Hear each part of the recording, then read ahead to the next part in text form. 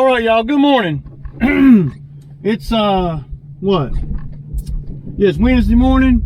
Wet, ugly, rained all night. Supposed to rain all day. It might clear up later in the day, but right now it's ugly. Of course, I'm not working today, and that's why I went on and did both those jobs on Monday. Monday. Because I knew they were calling for rain pretty much the rest of the week. So we're gonna have a couple pretty days here at the end of the week, but you know, you never know. Video yesterday, and another lawn care guy, you know, he's pretty big, pretty big channel, you know, for lawn care. And he, lo and behold, he did a video with a lift, you know, talking about his tree crew, you know. I just felt like, I just thought it was kind of funny, you know. I ain't never seen him do a video with a lift before, and now all of a sudden, I do lift videos, and now he's doing lift videos, you know. It's kind of funny, tree videos. But I guess everybody gets into the tree stuff, you know, down here in the South, in the wintertime, you know, because it's pretty lucrative, you know. Now I think they were renting the lift, and it was one that was motorized, you know, pretty nice one. He said they cost about $100,000. I don't think that lift costs that much. It might have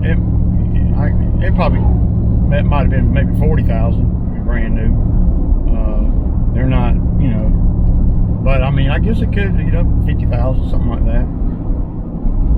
But he was talking about, you know, basically, I guess he's got people calling him out because he said he had a tree service, you know, that he did tree service work.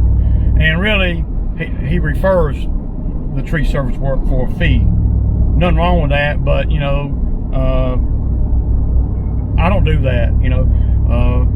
To refer people, I don't refer nobody on nothing, y'all. I just don't, man, because if I can't do it, then I will leave it up to the homeowner to figure it out. Because I used to refer, you know, pine straw guys, you know, fertilizer guys, and all that, and to my customers, and I just don't do that no more. It never worked out, man. They never did what you know, their standards just weren't what the customer was expecting, what I was expecting, and whether I got a kickback from them or not. Normally I didn't even get a kickback. It was just about, you know, looking out for the customer and all that. So, you know, as I evolved a little bit, I started seeing that a lot of the customers are asking for this particular service, that particular service a lot more, right? And so then I start, you know, going in the background saying, okay, you know, I got 10 customers that like this, that want to do this and want to do that, and that prompts me to buy different equipment, i.e. the Bobcat, the lift, and other, you know, little stuff. So I don't do any referrals, man. You just can't, man. I just can't, dude, because of that very reason, man. If I can't do the work, I'll tell the homeowner of some of the bigger, like if they want to do big tree work that I don't want to do, you know.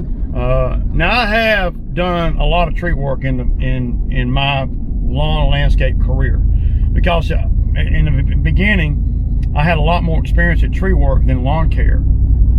Now, when I was even younger, I even climbed trees. So I have a lot of experience in doing tree work, big trees, little trees, and I know just enough to know what not to take on and what to take on, you know. And it doesn't matter. And then I did firewood for about 8 years. So, and I still do firewood even, you know, now, if it makes sense business-wise. But I don't refer nobody, and over time I've learned that it's just not good business referring other contractors, man. You know, if I had a guy that come to my house and did a good job on the countertop, or he redid my kitchen, I might refer that.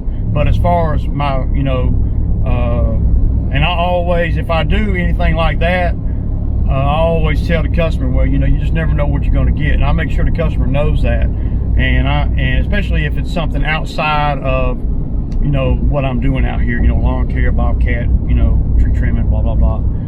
To me personally, I believe there's more money in tree trimming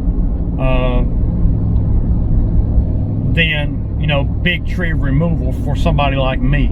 Because to get into the big tree removal, well, you have to have the ability to climb the tree. And then you have to have a lot of equipment outside of, you know, what I have and what I'm willing to spend my money on. You know, you need a big truck, you need a big chipper, you need a big, you know, you need guys, you know, you're always going to have a lot more labor when you're doing big tree stuff. So, you know, I can do some of the big tree stuff. I just choose not to because it's not economically beneficial to me compared to what I can make doing something a lot less stressful, a lot less laborious, a lot less, you know, liability wise, you know. So when a customer comes to me and they got a great big tree, you know, I just tell them either, you know, if it's friendly, I'll drop it, you know, and if they're willing to pay, I'll, you know, but it's got to be friendly for me to drop it or whatever. You know, it can't be leaning toward the house or all up on a house or a structure or anything like that. Why, Ray? How come you don't get that? That's where the money's at. Well, the money might be in some of that, but see, I've done learned over the years that there's people a lot more qualified than me to do that kind of thing. You know, let me just do the little stuff that the homeowner don't want to pay $3,000 for. They'll pay $500 or $600 to trim a tree up. Because a lot of times, you know, the homeowners don't really want the tree gone. They just want it out of their, you know, out of their way, you know, like we did the other day, and like I've been doing with the lift. But anyway, this other guy, he has a service, and what he does is he'll get the tree work, and he makes sure to tell everybody they work for him, blah, blah, blah, blah, blah, like he's some kind of, you know, big guru in the tree game. You know, and that's not, you know, that's, you know, he's basically a lawn care guy that subs out tree work, you know, and he don't know any more about, you know, the management of a tree job than most everybody else, you know, because I mean, you know, if you're not willing to spend the money on the equipment, then, you know, and you can make, you know, a kickback, that's what I call it. It's just, you know, a referral fee, whatever you want to call it, and that ain't nothing wrong with that, dude. That's hustling, man. You know, but you know, I don't have to have the almighty power of letting everybody know that they work for me and I'm the one that tells them what to do and blah blah blah blah blah blah blah. If I can't do the job, then I don't do the job. I don't refer a tree service either. You know, that's just me and my business where I'm at right now. And I've been doing this lawn care tree stuff for about about 14 years. And like I said in the beginning of the video, you know, I did a lot more tree service, you know, in the very beginning than I do now. Because why? Because I've learned of easier ways to make money, y'all. I've learned of less risk ways to make money and a lot more volume. And adding tree service to your lawn care stuff is probably, you know, a pretty good, I know this, based on the numbers of since, you know, before I got the lift, I would only trim a few little branches here, a few little branches there, you know, just things that were easy to get from the ground, not very lucrative, you know,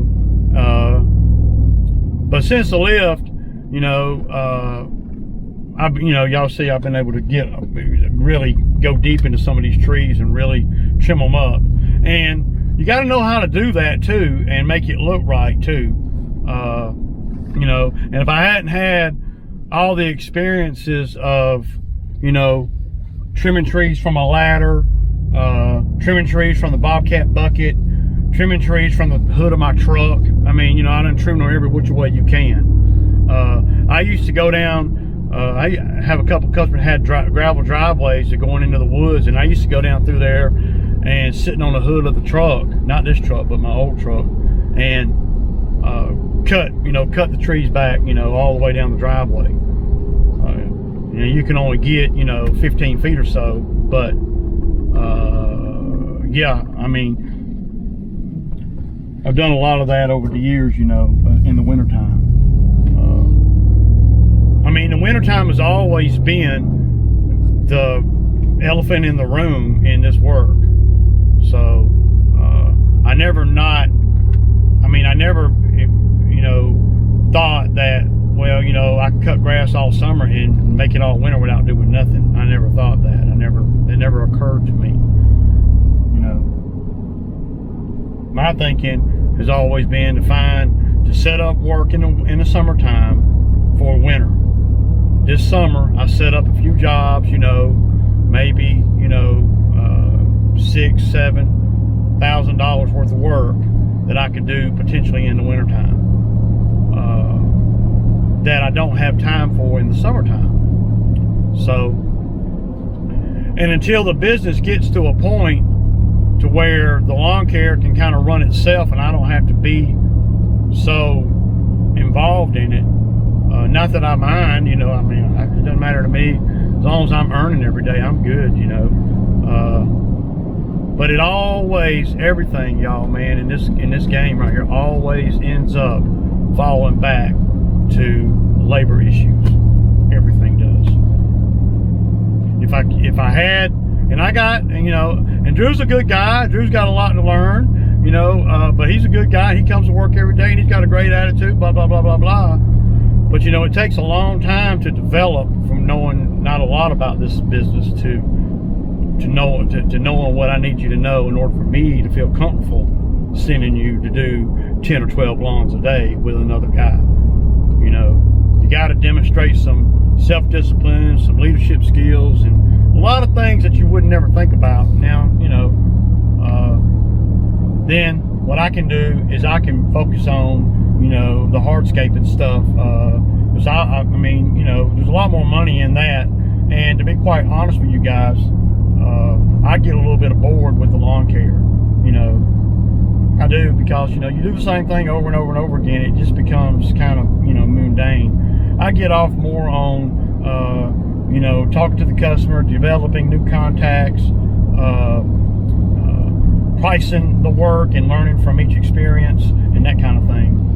The actual physical work of doing the lawn care, well, you know, I got lawnmowers that do most of that, you know, and you always want to have the ability to go solo if you want to. You don't want to set your business, at least I'm just talking about for me, I don't want to set my business up in a way, y'all, where I have, you know, 300 lawns in the summertime and no freaking help and have to depend on labor.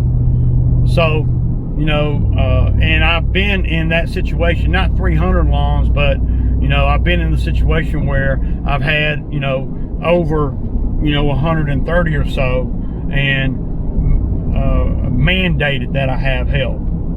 And last summer was no different, you know.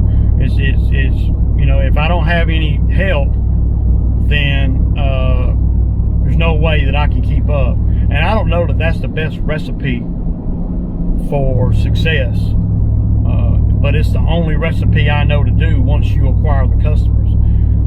You know, if you end up, that's why I don't push for more lawn care real hard. It's got to kind of be in the same realm, you know, route-wise that I'm already doing. The neighbor, one of the ones I'm doing now, and that kind of thing. You know, I don't, because I know that if I get too many more lawns, then the second truck is mandatory 5 days a week, and I don't want to have to do that. You know, well, because you can't, up to this point until I got Drew, you can't really count on guys to come to work 5 days a week, you know, all summer long and never miss a day. And that's just about what has to happen in order for you not to fall behind. yeah, that's ugly. You know, it's an ugly spot to be in. So the tree work is lucrative. That's why I bought the lift. And it opens doors up to do other stuff, because you learn about this, you learn about that, and then you learn what people are willing to pay for this and that, and then you can buy the appropriate equipment for that, and to help you, you know, make the most money in the minimal time safely, the safest way, I guess you could say. So I know that buying a chipper would be, you know, the best way, you know, from the outside looking in, to do the tree trimming stuff. But a chipper is going to cost a whole bunch of money, and it's going to require mandate that I have labor. So like right now, I could physically, I mean literally, I could physically go out and I could do a $400 tree job and not even have any labor. It wouldn't be ideal, but I could do it, you know. And it would be a lot more running around, and of course my day would be a little bit longer, blah blah blah blah. But it's something that that I could do. So yeah. Anyway, y'all, I'm pulling up over here to take this package back, and we'll continue on with this conversation here in a few. Peace out. So yesterday, y'all, I was on Danny's live feed, Danny Lanier's live feed, and I was telling him about a guy that I know buys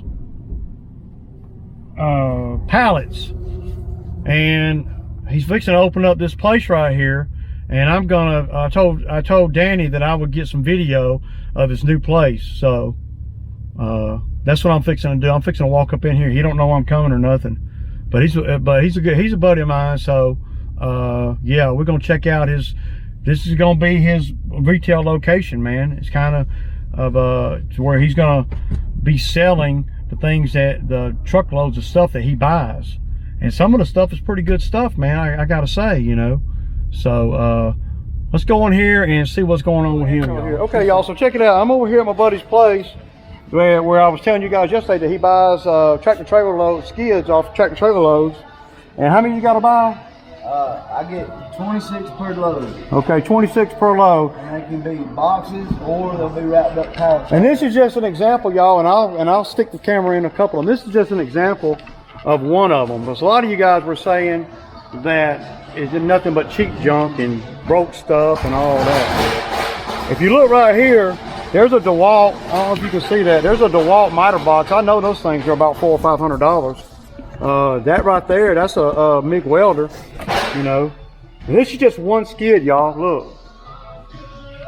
So I don't want y'all to think that Ray just grabbed the first skid, that the best looking skid. So let's pull on over here to the next skid. Look. There's a pass load. There's a nailer, a strip nailer. Y'all know those things are probably at least $200 or $300. But there's a. This is just. I'm just walking through. I'm not picking any in particular pallet. Or not. Here's another one, y'all. Well, there's a chainsaw, a battery powered chainsaw. Oh no. Grinder. There's a Bostic. There's a Bostic. Another. That's a stapler, ain't it? Yeah. A roofer. That's a roofer nail. Trim nail. Yeah. Yeah. Dude, there's all kind of cool stuff in here, man. So, just for the viewers, man. And I'm gonna stick the camera in a couple more of these. If somebody walked in here and had cash in their pocket, how much would you sell this for? Oh, $450, $500. Okay, so $450, $500. Now I can tell y'all right now, and I ain't the brightest tool in the shed, but I'm pretty freaking smart when it comes to tools. I guarantee you, y'all, there's a whole lot. Look, there's a damn. Is that a backpack blower right there? There's another backpack. I mean, Here's a DeWalt brand new drill. So you know, $450 is. You could easily make a lot more than $450 on that. Yeah. You could sell 4 or 5 items in there and have $450. These are priced so people make double, triple their money. Yeah.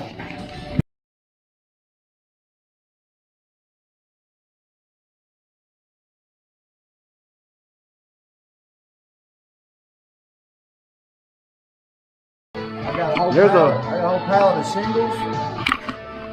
I mean, of course, some of the pallets are not going to be as lucrative as other pallets, But that's the whole gamble of it, dude. That's to me. That's what I get off on, dude. Lottery ticket. That's what I get off on, dude. Is a gamble. Yeah. I know. As long as I know I'm not finna take a hit. Well, I know. So what's this pallet right here go for? Give or take. Just give or take about $200, $250. Probably 350. So 350. So what's that lawnmower right there retail for? So you know one thing in here. So I mean, dude, you're bound to. There's a damn pressure washer right there too, y'all. Yeah. I mean, these are very nice. I mean, there's like stick a light right here for me real quick. Dude.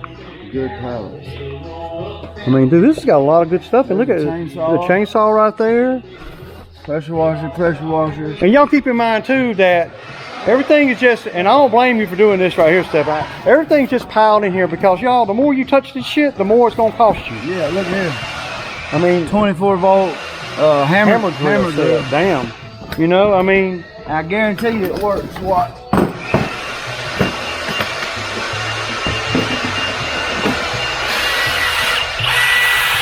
I mean, damn, dude. Brand new, man.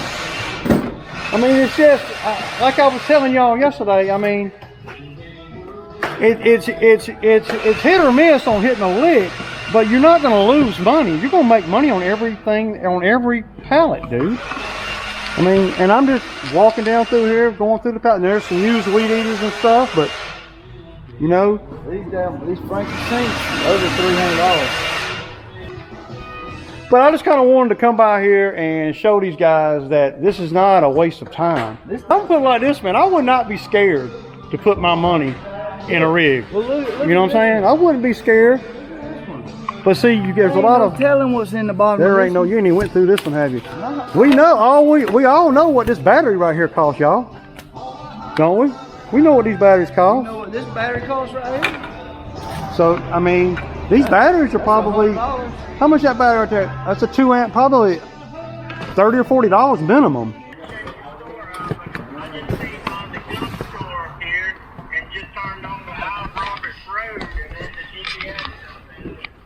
All right. Did you go to the gas station? But y'all see, man, these, you know, I mean, it's a little bit of everything. Here's some windows. You know, if you're in construction, there's a jet pump. You know that damn pump costs a fortune. A lamppost fan. I mean, just all kinds of crazy shit, y'all. But one thing about it that I'm seeing, you've got to have. I mean, hot water heaters. There's a kerosene heater. Here's a microwave. Here's like 3 or 4 microwaves right here. You got to have a place to put all the stuff. So you ain't gonna run nothing like this out of your garage.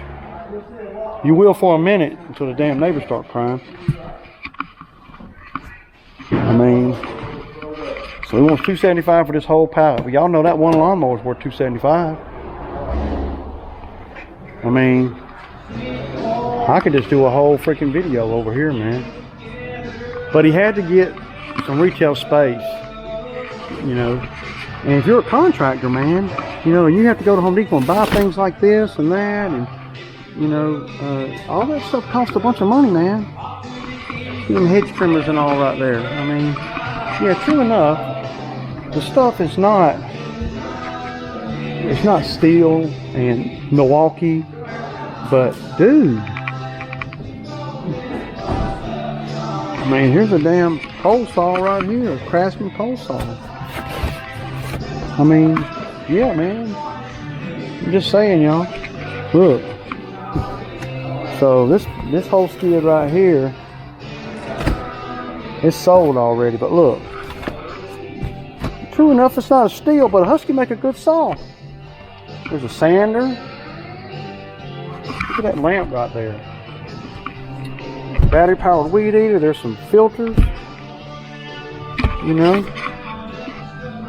There's an inflator right there, a DeWalt inflator. Look at a Craftsman vacuum right there. There's a Chamberlain garage door. Integrated smart garage. Camera and everything, man. Look at that. There's just a lot. There's a lot, man. So, it takes money to make money. This is all for you, Danny. Peace out. So as you guys can see, you know, I think that particular business can be quite lucrative, to be perfectly honest with you. To me, it's such a lucrative business, y'all, that you can make so much money so fast that I worry about the government, man. It's almost like being a dope man. I mean, I mean, really, because the amount of cash that you can generate so fast is pretty astounding, if you ask me. I see a whole lot of potential. You know, my only thing, and it's not really a thing, it's just me being me, is I would be, if I'm him, I would be concerned about the sustainability. How long am I going to be able to buy these trailer loads? You know, is it something that, you know, is going to run out? Is it going to stop? Because if he came to me right now and he said, Ray, I need $10,000 to buy 3 tractor trailer loads, and he split the money with me, I would do it. I would do it. I'm just letting you know, I would. I wouldn't think nothing about it. I'd go down to the bank and I'd get $9,950 out and take it to him. I'll jump in that business quick, because that business, given that you got the plug, it's just another thing that people do or can do to make money, you know, based on their contacts and who they know and all of that. So, yeah, there are people, man, that make big money doing this. Big money. So, sustainability is the number one thing I can think of. It'd be the number one thing I would be worried about. But I ain't so worried about it that I wouldn't give that man 10 grand to buy you know, a couple of trailer loads, 2 or 3 trailer loads. I wouldn't be scared at all. Well, I'm put it like this: I'm a weary investor when it comes to investing my money. I'm weary on things that I don't know nothing about.